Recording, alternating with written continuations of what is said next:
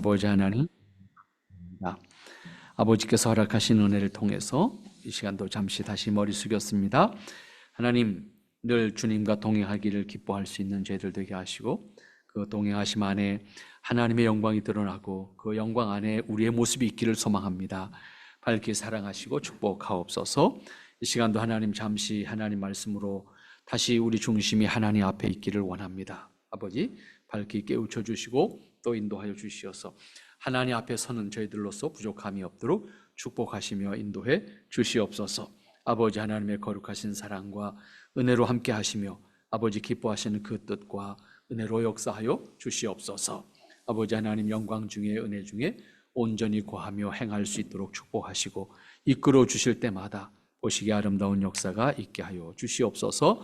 감사합니다. 예수님의 이름으로 기도합나이다. 아멘. 네, 오늘 이사야서 말씀 계속 보겠습니다. 오늘 본문의 말씀 하나님께서 참 우리에게 그런 것 같아요. 역사를 통해서 이루셨던 일들을 우리에게 정리하게 하시고 깨닫게 하시고 그리고 그것을 통해서 우리가 하나님 앞에 돌이켜 온전히 세워지기를 원하시는 것이 하나님의 섭리하시는 모든 과정 속의 뜻이라고 생각합니다. 우리가 한순간을 예측할 수 없고 또 내일에 있을 일을 우리가 장담할 수 없는 그런 순간들을 우리가 살아가고 있습니다.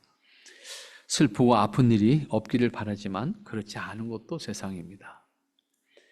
그렇다고 시간이 멈추는 일은 없습니다. 시간이 지나가는 것과 함께 하나님의 뜻과 그리고 하나님의 때는 분명하게 진행되고 있다라고 하는 것을 우리는 지나간 다음에 다시 고백하게 됩니다. 창조와 함께 시작된 시간이 분명하게 진행되고 있고 그 시간은 멈추지 않고 있습니다. 그러한 많은 역사 속에서 또 그 시간 속에서 다양한 나라들이 역사 속에 등장했었습니다. 그리고 그 등장했던 나라들은 분명히 또 역사 속에 사라졌습니다. 그 과정 속에서 하나님께서는 특별히 하나님의 뜻을 드러내도록 하는 백성을 택하시기도 하고 나라를 세우시기도 하고 때로는 한 사람을 통해서 드러내기도 하십니다. 그 중에 성경에 이제 주로 등장하는 이스라엘이라는 나라 혹은 분열돼서 남쪽 유다라고 하는 나라들이 관계돼서 하나님의 말씀을 우리에게 전달해주고 있고 그들의 역사를 통해서 하나님의 때가 어떤 것이었고 하나님의 뜻이 무엇이었는지를 우리에게 깨닫게 하시는 그런 기회로 삼을 수 있도록 기록을 통해서 우리에게 전달해 주셨습니다. 하나님은 이스라엘 통해서 하나님의 뜻을 드러내시고 또 이스라엘 통해서 그 뜻을 완성해 가도록 하셨는데 우리도 다르지 않습니다. 그리스도 안에서 부름을 받은 사람들이 하나님의 뜻을 드러내고 하나님의 뜻을 완성해가는 주인공들입니다. 그렇게 부르셨습니다. 그러므로 우리는 무엇을 살든지 우리는 하나님의 뜻을 드러내는 나의 모습입니다. 예를 들어서 이런 거죠. 극단적인 예를 들면 우리가 악한 일을 하면 악한 일을 통해서 하나님의 뜻을 드러내십니다. 다만 우리가 그럼 어떤 주인공이 될 거냐라고 하는 문제는 이제 우리가 행함에 따른 거예요. 그래서 선한 일을 통해서 하나님의 뜻을 드러낼 때는 내가 선한 주인공이 될 겁니다.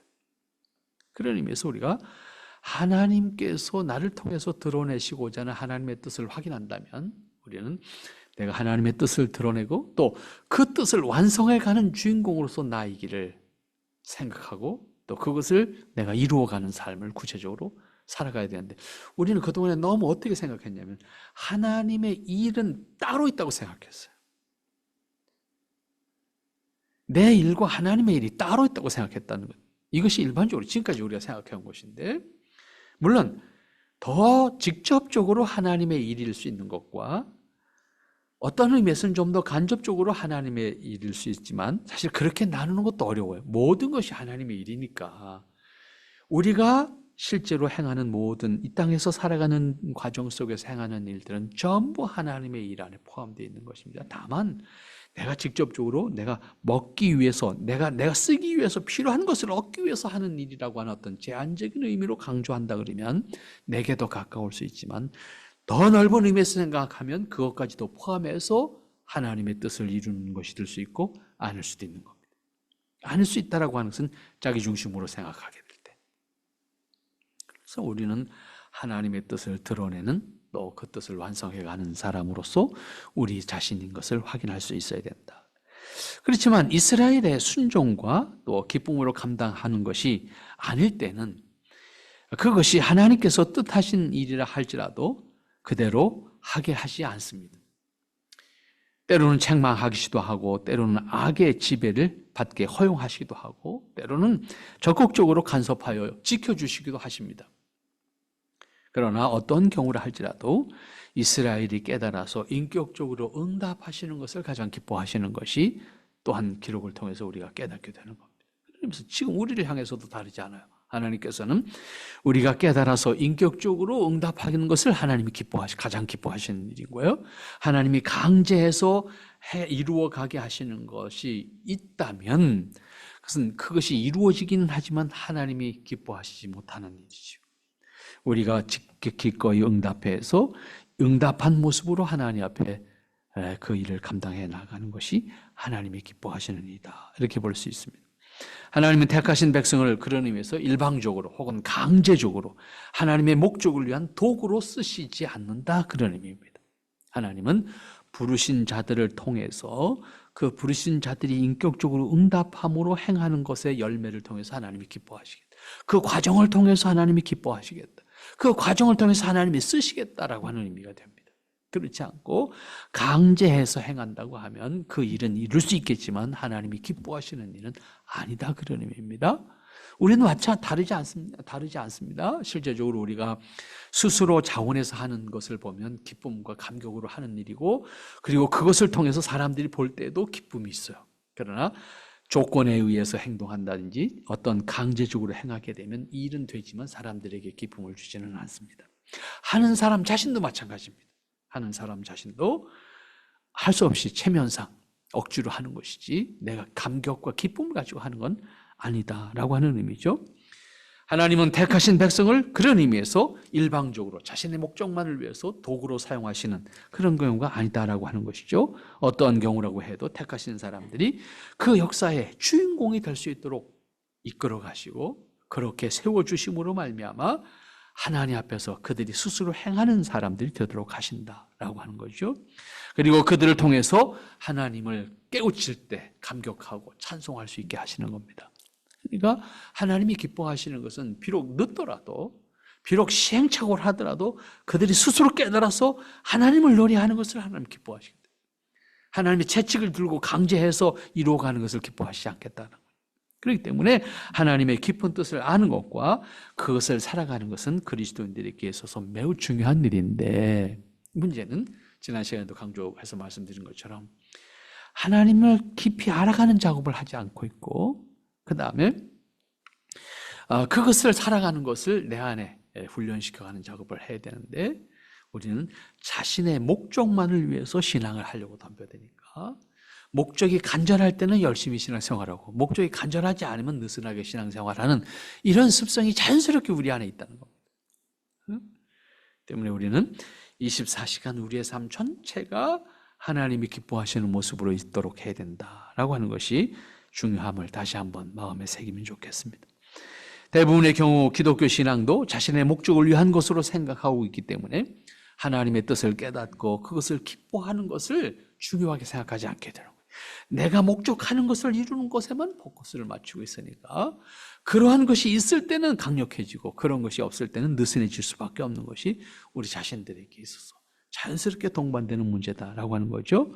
그래서 하나님의 뜻을 기뻐할 수 있는 그런 자세를 통해서 하나님 앞에 서야 되는데 그것에 대해서는 무관심합니다. 그것은 별로 중요하게 생각하지도 않습니다. 기독교 신앙의 중심에 놓고 생각하지 않습니다. 현실적으로 당장 우리에게 주어진 일들, 필요한 것들을 위해서 그 대답이 무엇일지, 어떻게 하면 이룰 것인지라고 하는 것에 집중하고 있는 것이 일반적으로 신앙하는 사람들의 모습이 아닌가 생각합니다. 그러나 모든 일은 단답형으로 결론을 내릴 수는 없습니다. 모든 것이 우리는 유기적으로 연결된 가운데 열매가 맺혀지는 것이고 우리의 삶이 진행되는 것이기 때문입니다.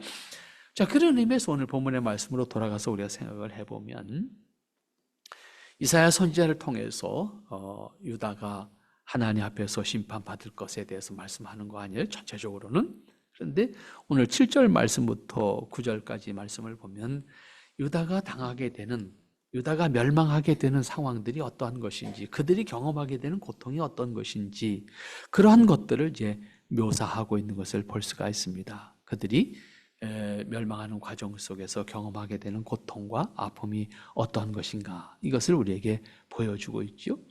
오늘 7절 말씀 보면 그렇게 기록되어 있으며 그들의 용사가 밖에서 부르짖으며 평화의 사신들이 슬피 곡하며 대로가 황폐하여 행인이 끊치며 대적이 조약을 피하고 파하고 성읍들을 멸시하며 사람을 생각지 아니하며 땅이 슬퍼하며 쇠잔하며 레바논은 부끄러워 마르고 사로는 사막과 같고 바산과 갈멜은 목욕을 떨어지는도다. 그 장면을 여러분들 한번 이렇게 생각하세요. 장면. 지금 여기 묘사되고 있는 장면이 과연 어떤 것인가? 우선 7절 말씀에서는 모두 슬퍼하고 곡한다 이런 표현으로 해서 그들이 당하는 고통이 어떤 것인지, 그 다음 8절 말씀에서는 황폐해진다라고 하는, 황폐해지고 성읍이 그 성읍을 멸시해서 사람들을 생각하지 않기. 참 단어가 참 어려운 힘든 단어예요. 그러니까 말이 어렵다는 얘기가 아니라 그 단어가 주는 의미가 너무 힘들어요. 사람을 생각하지 않은. 여러분, 전쟁 속에서 사람 생각하면 전쟁 못하지요. 한번 상상을 한번 하세요. 그런 거예요. 전쟁 속에서 사람 생각하면 전쟁을 못하는 거예요. 전쟁에서는 이때 사람이라는 사람으로 존중하는 생각을 하면 안 된다 그런 얘기죠. 그냥 단순히 내가 죽여야 되는 대상일 뿐인 거예요. 그렇지 않으면 내가 전쟁에서 이길 수가 없어요. 그 상황 속에서 사람을 사람으로 대한다? 상상을 못하는 거예요.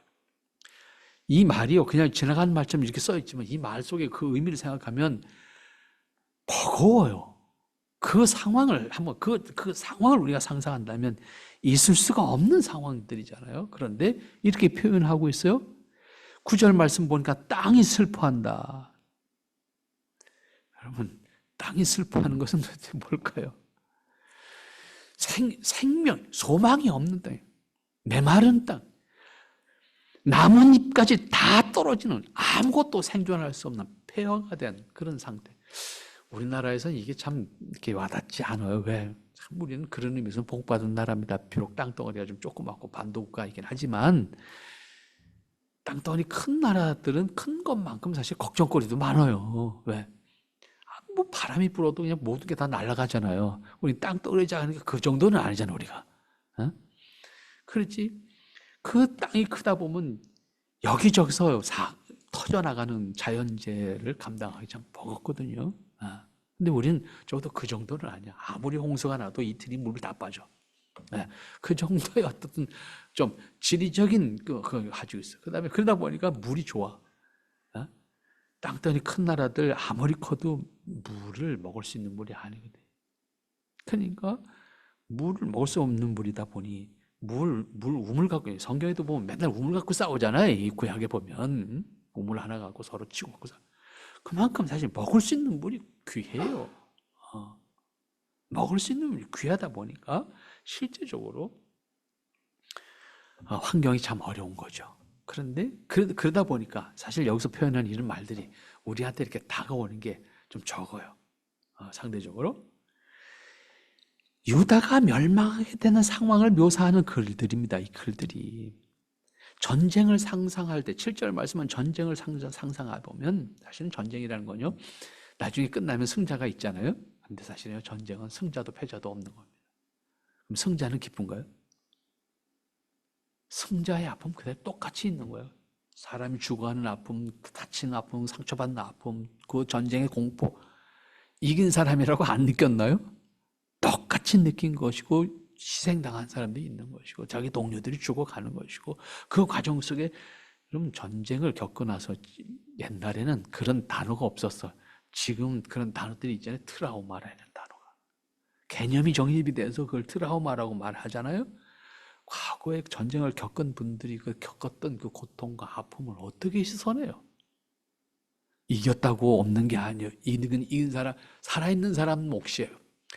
진자든 이긴 자든 살아있는 사람들은 그 전쟁에서 폐허에서 죽음 속에서 살아남기 위해서 인간 아닌 것처럼 행동했던 그 모습들은 그대로 자기 상처로 가지고 있는 겁니다. 그 고통을 말하고 있어요. 그 다음 8절 말씀 보면 사람을 생각하지 않는다. 사람 사는 관계인데 사람을 생각하지 않는 그런 사회, 그러한 환경, 그러한 전쟁과 폐허의 모습을 한번 상상해 보시고, 그 다음 9절 말씀들은 결국 땅이 슬퍼하고 땅이 쇠잔하고 모든 것이 사막과 같이 폐허가 될 것이다. 그들이 경험하게 될 최악의 상태가 무엇인지를 말씀하고 있습니다. 오늘 우리는 이것을 단순히 겁주는 얘기인가? 이렇게 이야기해서 생각해서, 역사 속에 이미 다 지나간 얘기잖아요. 지금 우리는 과거의 기록을 보는 거니까. 그들이 어떠한 고통을 겪었고 어떠한 아픔을 겪었고 그들에게 남겨진 것은 무엇일까? 하나님께서 최종적으로, 이것은 과거의 유다의 심판에 대한 이야기지만 동시에 이것을 통해서 우리는 주님 오실 때 심판을 우리가 예고해 주시는 내용이잖아요. 주님 오실 때 주님의 심판을 통해서 세상이 심판을 당할 때의 모습과 다르지 않습니다. 세상의 어떤 것을 통해서도 소망을 가질 수 없다. 그 다음 10절 말씀부터 13절까지 말씀은요, 이 유다의 회복과 관련해서 말씀을 하는데, 여기도 우리가 아주 유의해야 될 것이 있습니다. 여호와께서 10절, 여호와께서 가라사대 내가 이제 일어나며 내가 이제 나를 높이며 내가 이제 지극히 높이 우리라. 여러분, 이 10절 말씀이 굉장히 중요한 말씀이에요. 유다를 회복시키겠다고 말씀을 하시는 내용인데, 그 유다를 회복시키겠다는 말씀의 전제가 뭐냐면, 반복하잖아요. 3번 반복하잖아요. 내가, 하나님이요. 유다를 세우시는 궁극적인 목표가 어디에 있냐면 유다 자체에 있는 게 아니란 말이에요. 하나님께 있는 거예요. 내가 이제 일어나겠다. 내가 이제 일어나겠다는 것이 유다를 세우시겠다는 것인데, 하나님은 당신 자신이 일어나는 걸 표현합니다. 오늘 우리 그리스도인들이 하나님 앞에 서는 자세도 다르지 않아요. 내가 서서, 내가 강해서, 내가 이겨서 내가 쓰는 거? 아니요. 내가 이기는 것은 하나님이 쓰시는 거예요. 이 사실을 우리가 분명히 이해를 함으로, 내가 섰다면 내가 서서 할 일이 뭐예요? 하나님 하는 일을 내가 해야 되는 거예요. 그것이 하나님의 자녀와 하나님의 관계예요. 유다를 세우시겠다고 말씀하시는데 하나님은 내가 이제 서겠다 이렇게 표현하고 있습니다. 오늘 우리는 하나님의 자녀라고 하는 신분을 가진 사람들인데, 우리는 하나님의 자녀로서 우리가 서는 것은 하나님이 서는 겁니다. 우리의 모습은 하나님의 모습을 드러내는 것이고, 우리의 아름다움은 하나님의 아름다움을 드러내는 것입니다.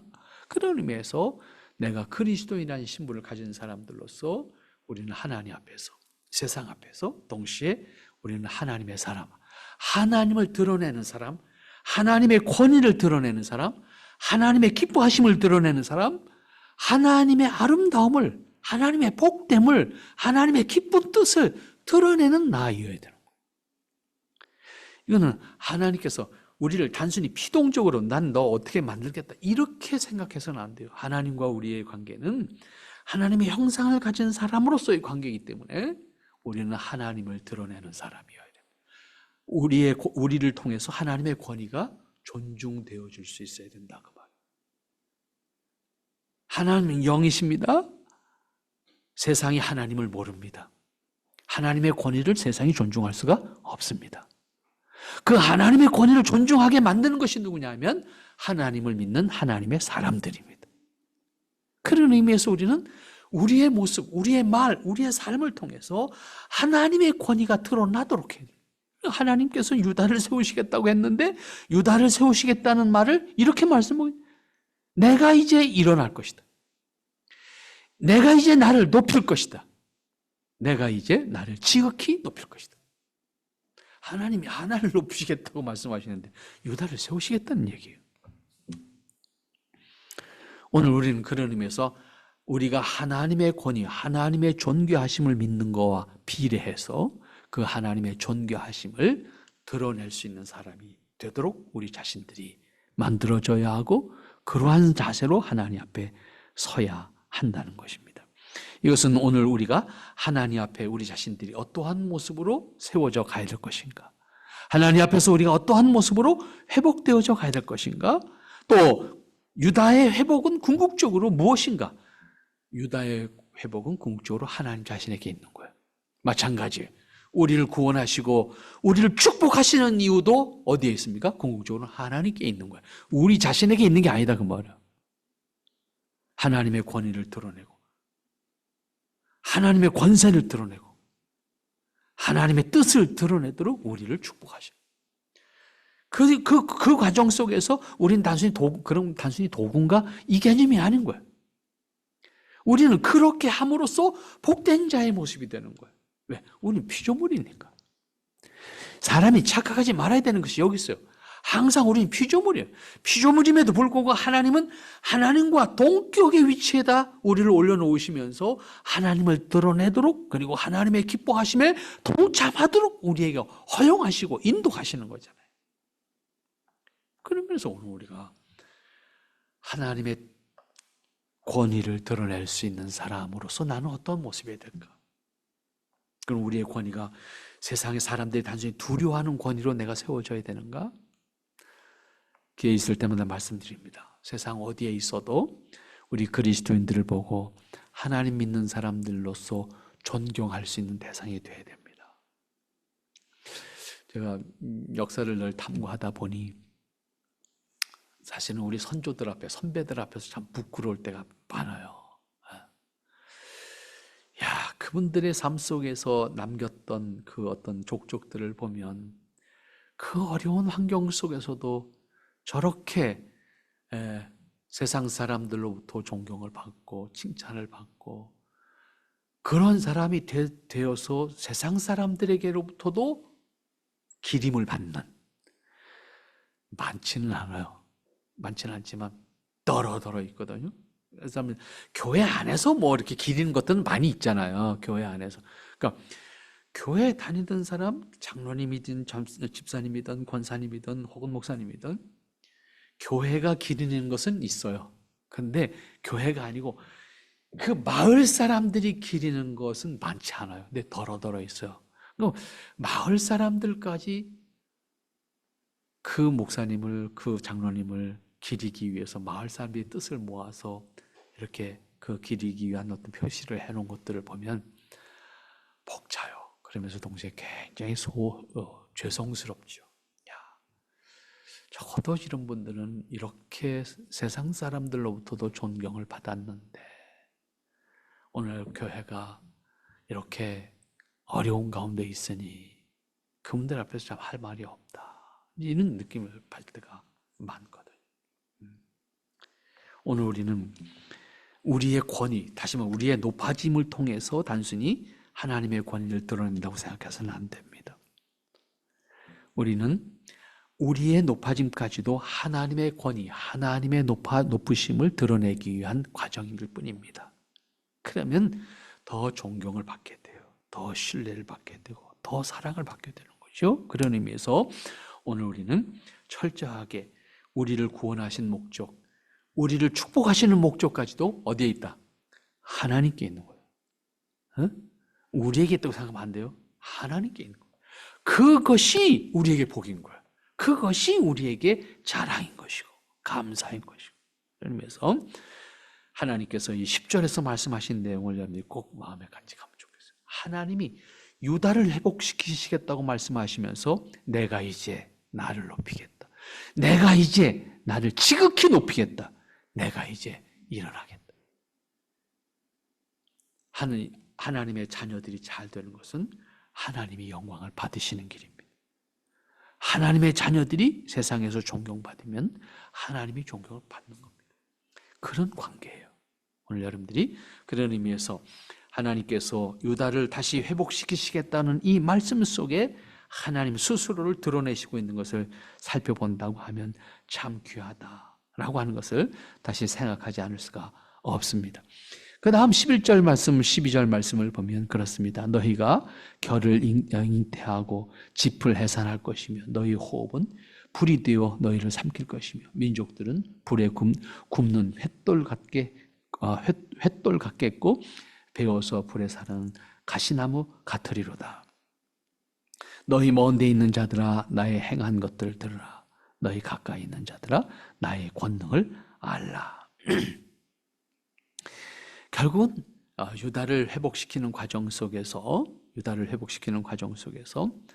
그 회복을 통해서 드러나는 하나님의 권위, 하나님의 권세를 드러내기 위해서 11절, 12절, 13절 말씀에서는 그들을 모두 어떻게 하겠다? 헛되게 할 것이다. 멸망되게 할 것이다. 불태울 것이다. 다양한 단어로 사용했습니다만은, 그런데 마지막 13절 끝에서 뭐라고 표현합니까? 나의 권능을 알라. 결국 드러내시고자 하는 게 뭐예요? 하나님을 알라. 이걸 드러내시기를 원하시는 거예요. 유다를 세우시는 과정에서 내가 나를 높이시겠다 하는 말씀을 하셨고, 그 내가 나를 높이시는 과정 속에 멸망의 대상들을, 또 심판의 대상들을, 그들이 당하는 고통들을 설명하신 다음에 정리하시면서 한 마디가 너희는 나의 권능을 알라. 결국 하나님의 권위가 무엇인지를 알도록 드러내시겠다는 겁니다. 오늘 우리는 그런 의미에서 다시 이제 우리가 하나님의 자녀로 이 땅을 산다고 했을 때 그리스도인이 하나님과의 관계에서 임하는 자세, 항상 하나님의 권위를 존중하는 겁니다. 하나님의 권위를 존중함으로 행동하는 겁니다. 하나님의 권위를 존중함으로 말하는 겁니다. 하나님의 권위를 존중함으로 내가 순종하는 겁니다. 순종이라는 것은 단지 비굴해서 내가 힘이 없어서 내가 낮은 사람이니까 하는 게 아닙니다. 신앙에 있어서 순종이라고 하는 것은 하나님을 존중함으로 순종하는 겁니다. 힘이 없어서 순종하는 것이 아닙니다. 하나님을 존중함으로, 경외함으로 순종하는 겁니다. 그 경외함이 우리의 기쁨이 돼야 돼요. 그 경외함이 우리에게 자유가 돼야 돼요. 그 경외함이 우리로 하여금 하나님의 자녀의 신분으로 살아갈 수 있도록 하는 긍지를 가지게 하는 것이어야 한다. 그렇잖아요? 여러분들 집안에 자랑스러운 인물이 있으면 나는 아무개 집안이야. 그 사람이 나하고 무슨 관계야. 이렇게 표현하잖아요. 하나님을 경외한다면, 하나님을 존중한다면 우리의 행함은 하나님을 그렇게 자랑스럽게 존중함으로 행하는 거예요. 그것이 순종이에요. 조건에 의한 것은 순종이 아니에요.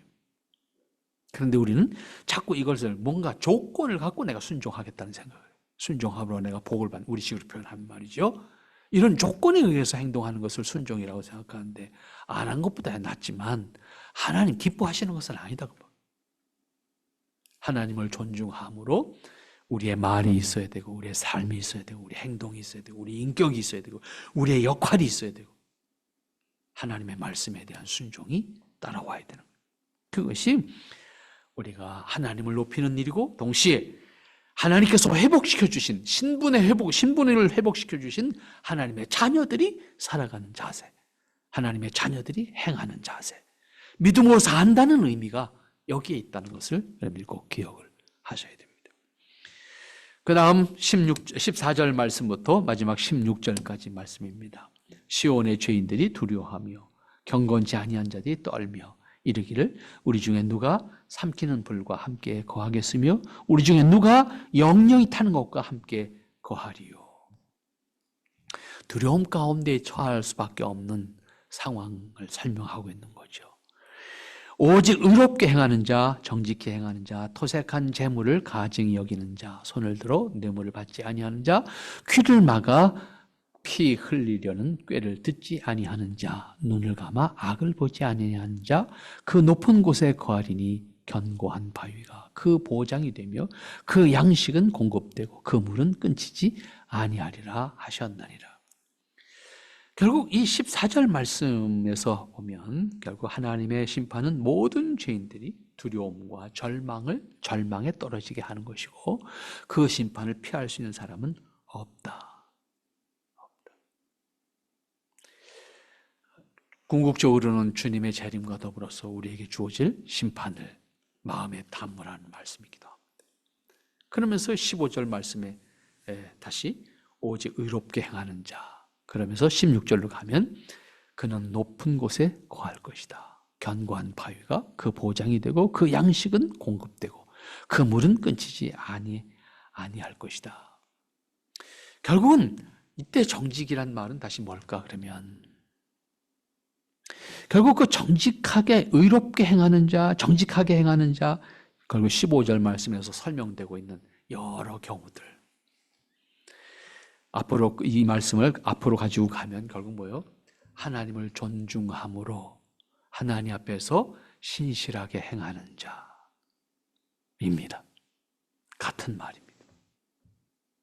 그러면 결국은 우리는 거듭난 사람으로 하나님이 택한 사람으로 하나님이 회복시켜 준 사람으로서 우리가 가져야 될 신분, 우리가 가져야 될 모습이 어떤 거다? 그것이 15절 말씀인 거예요. 그렇다고 하면 그 사람은 높은 곳에 거할 것이다. 다시 말하면 하나님이 기뻐하시는 자로 세움을 받을 것이고 하나님이 기뻐하시는 자로 세움 받는다고 하면 그는 하나님을 기뻐하는 사람들이 하나님을 기뻐하는 것처럼 그들도 사람들이 기뻐할 것이다. 다시 말하면 앞에 말씀드린 거죠. 우리가 하나님의 사람으로 존중받아야 세상에서 존중을 받아야 된다고 하면 우리의 존중받는 모습을 통해서 하나님이 존중을 받잖아요. 마찬가지인 거예요. 우리가 하나님을 존중함으로 행하는 사람으로서 의롭게 행하고 정직하게 행하고 그렇게 행하는 자로서의 우리의 모습이 있는 세상이 우리를 존중하게 되고 세상이 우리를 오히려 지켜주게 될 것이고 하나님이 영광 받으시는 것과 비례해서 하나님의 사람들도 영광을 받게 된다는 원리입니다. 따로 있는 것이 아니에요. 신앙과 생활이 따로 있는 것이 아니고 하나님과 우리가 따로 있는 것이 아니에요. 기독교 신앙은 철저하게 하나님과의 관계 속에서 우리를 찾고 우리를 확인하고 우리가 하나님이 기뻐하시는 모습으로 서 있는 것을 기독교 신앙이라고 말할 수가 있는 겁니다. 그런 의미에서 하나님께서는 약속을 합니다. 하나님께서 회복시켜 주신 하나님의 자녀들이 오직 하나님이 기뻐하시는 모습으로 거한다고 하면 16절 말씀 어떻게 하시겠다고 말씀하고 있습니까? 그는 높은 곳에 거할 것이다. 그리고 견고한 바위가 그를 보장할 것이다. 그리고 그 양식은 공급될 것이고 그 물은 끊기지 않을 것이다. 하나님께서 우리의 먹고 살고 우리가 행하는 모든 것에 대해서 지켜주시겠다. 보장하시겠다.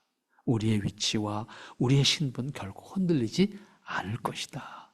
견고한 바위가 보장을 할 것이다.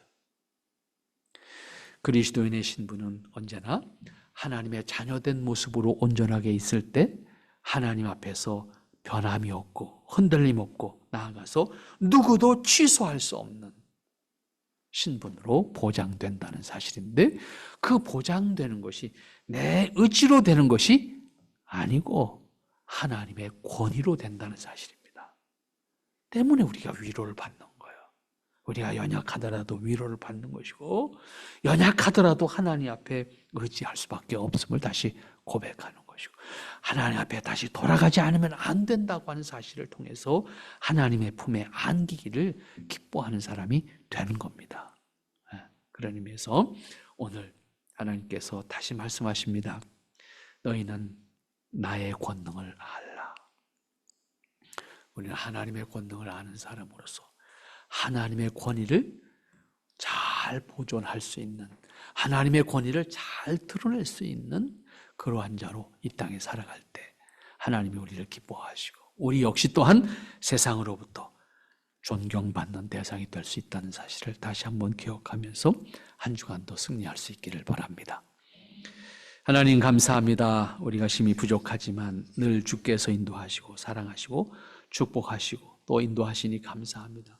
주의 길에 은혜의 길에 늘 승리하면서 하나님의 뜻을 살기에 부족함이 없도록 축복하시고 인도해 주시옵소서. 주의 뜻을 온전히 섬겨갈 수 있는 아름다운 모습으로 승리하는 저희들 되기를 원합니다. 예수님의 이름으로 기도합나이다. 아멘.